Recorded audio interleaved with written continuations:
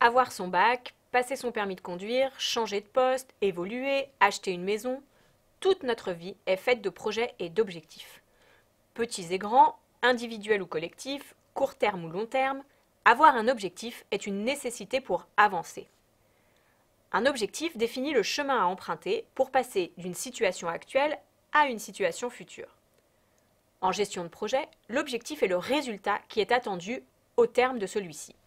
On parle de livrable attendu. Il traduit le besoin brut du client ou de l'utilisateur en réalité opérationnelle.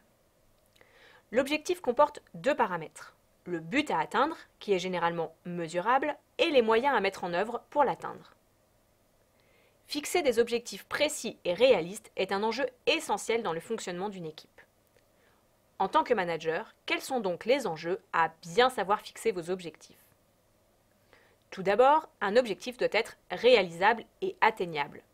Cela ne veut pas dire qu'il doit être facile et faisable sans effort. Au contraire, les objectifs doivent être challengeants.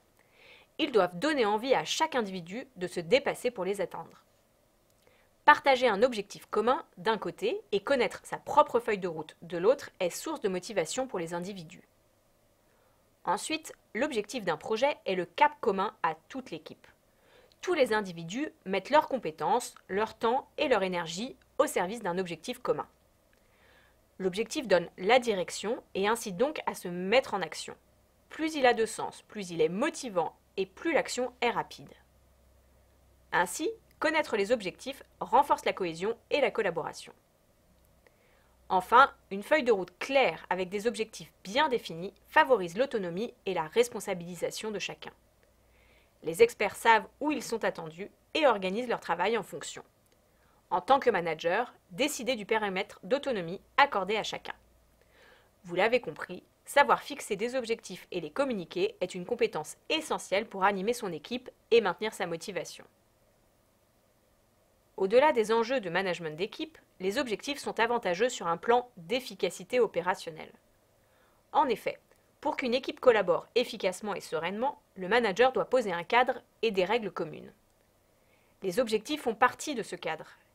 Dissociez alors l'objectif collectif, qui est le résultat attendu du projet, des objectifs individuels.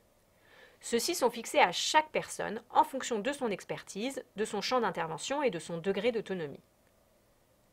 Avoir des objectifs clairs, définis et partagés est rassurant et sécurisant. Chacun sait ce qu'il a à faire et connaît son propre périmètre d'action. D'autre part, les objectifs permettent de gérer le temps et les priorités. Vous allez investir du temps dans la définition des objectifs puis dans la discussion de ces derniers avec chaque membre de votre équipe, mais c'est un temps précieusement gagné pour la suite du projet. Quand les règles sont claires, il n'y a pas de tergiversation possible. Chacun peut avancer avec autonomie.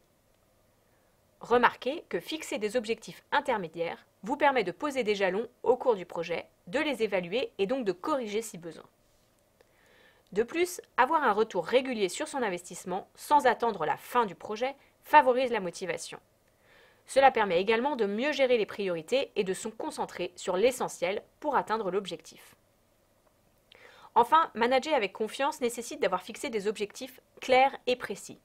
Si les règles ont été codéfinies et sont acceptées, cela facilite alors la communication.